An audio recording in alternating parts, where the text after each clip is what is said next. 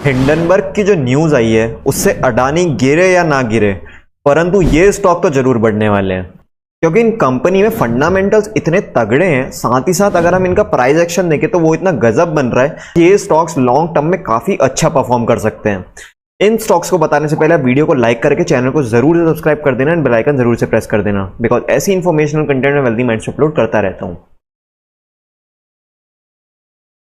तो हमारा सबसे पहला स्टॉक निकल के आता है नमन इन स्टोर। कंपनी की स्टार्टिंग होते ही कंपनी नीचे गई, देन एक यू शेप रिकवरी हमें देखने को मिल रही है। स्ट्रक्चर चेंज हो चुका है, एक हायर लोज करके फॉर्मेट हमें देखने को मिल रहा है। फिलहाल अभी 9 एमए के मार्केट ऊपर चल रहा है।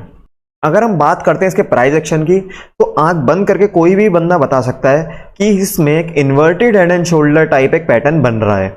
साथ में अगर मैं इसे एक वीकली टाइम फ्रेम में कन्वर्ट कर दूं तो कितना प्यारा हेड एंड शोल्डर आपको वीकली टाइम फ्रेम में देखने को मिल रहा है। अब कुछ लोग बोलेंगे कि ये कप एंड हैंडल है, तो कप एंड हैंडल भी मान लो।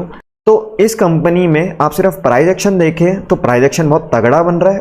और अगर उस प्राइस एक्शन के अकॉर्डिंग में बात करूं तो इस पर्टिकुलर रेक्टेंगल जो एक पर्टिकुलर जोन है, यहां से बार बार मार्केट ने रिजेक्शन लिया है।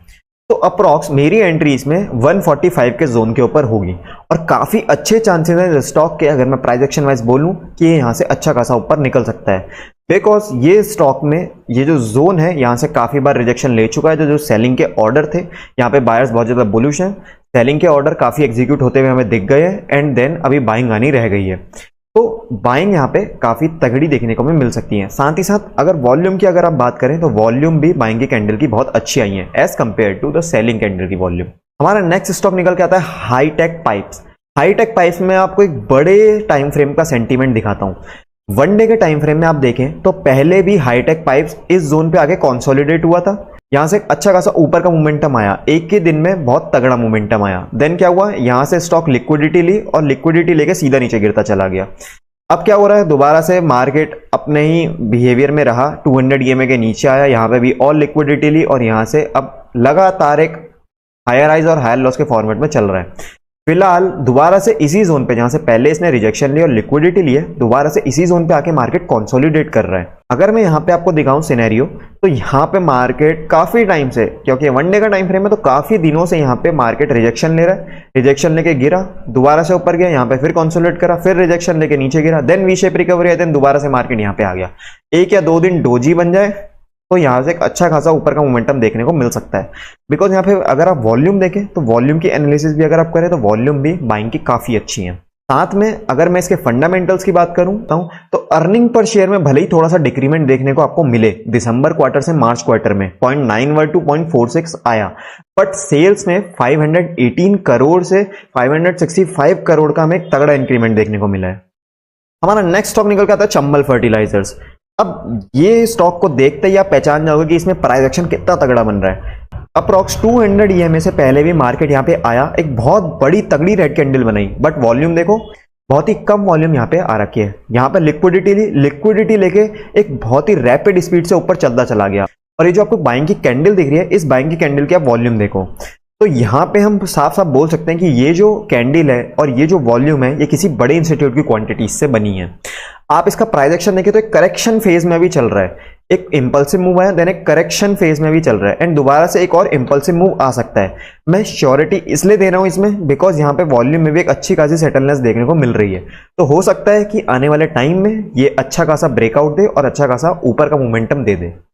बात करें अगर हम इसके फंडामेंटल्स की, तो चंबल फर्टिलाइजर्स की जो फंडामेंटल्स है उसमें बहुत ही तगड़ा इंक्रीमेंट आया है। बिकॉज जो मार्च के क्वार्टर में इसका अर्निंग पर शेयर था वो था 2.27, उससे सीधा जंप करके अभी जून के क्वार्टर में 13.78 पहुंच चुका है अर्निंग पर शेयर।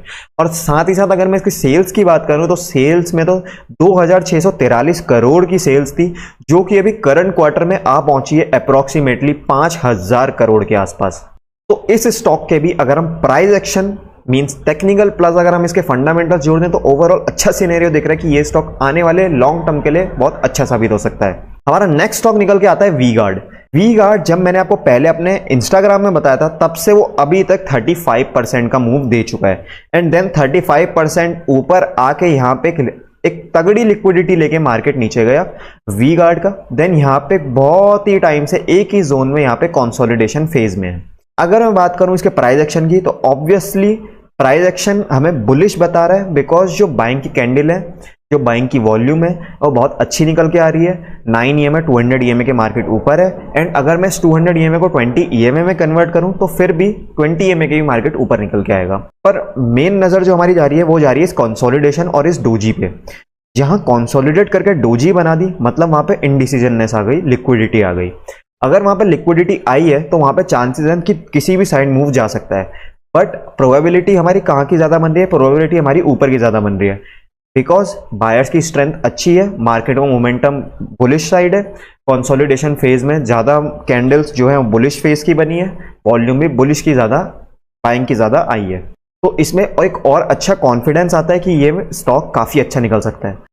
तो वी गार्ड के फंडामेंटल्स की अगर मैं बात करूं तो इसकी मार्च क्वार्टर में अर्निंग पर शेयर थी 1.81, जो कि जून क्वार्टर में बढ़ गई है 1.87 हो गई है। साथ ही साथ अगर मैं इसकी सेल्स की बात करूं तो 1261 करोड़ की सेल्स थी इसकी मार्च क्वार्टर में, जो कि जून के क्वार्टर में बढ़ के 1414 करोड़ हो गई है। अगर मैं एक और मेन फैक्टर पे ध्यान दूं तो वो मेन फैक्टर है इसके म्यूचुअल फंड की इन्वेस्टमेंट। दिसंबर क्वार्टर में मैं मानता हूं, दिसंबर से मार्च के क्वार्टर में आते आते इसकी म्यूचुअल फंड की इन्वेस्टमेंट में थोड़ा सा डिक्रीमेंट आया था, बट जो मार्च के क्वार्टर से जून का क्वार्टर आया है वहां पे म्यूचुअल फंड ने भी अपनी इन्वेस्टमेंट इसमें बढ़ा दी है। अब आप लोग के दिमाग में क्वेश्चन आ रहा होगा कि भाई म्यूचुअल फंड की इन्वेस्टमेंट से अपना क्या लेना देना है? By the way mutual funds में मैक्सिमम लोग अपना पैसा लगाते हैं, तो अगर म्यूचुअल फंड्स वालों को अच्छे रिटर्न देने अपने क्लाइंट्स को तो वो ऐसे स्टॉक्स में इन्वेस्ट करेंगे जिन स्टॉक्स का आने वाले टाइम में अच्छे रिटर्न देने के चांसेस हैं। दैट्स वाई म्यूचुअल फंड की इन्वेस्टमेंट भी एक मेजर रोल प्ले करती है अगर हम फंडामेंटल्स देखें तो लास्ट स्टॉक बताने से पहले आप वीडियो को लाइक करके चैनल को जरूर से सब्सक्राइब कर दें, बिकॉज जो लास्ट स्टॉक है उसमें तो प्राइस एक्शन और उसके फंडामेंटल्स ऐसे हैं कि उस स्टॉक को लॉन्ग टर्म में अच्छे रिटर्न्स देने से कोई रोक ही नहीं सकता। हमारा लास्ट स्टॉक निकल के आता है गैब्रियल इंडिया। गैब्रियल इंडिया का आप ओवरऑल अगर सिर्फ टेक्निकल, सिर्फ प्राइस एक्शन पे ध्यान दो तो सबसे पहले मैं बात करता हूं इसकी कैंडल की।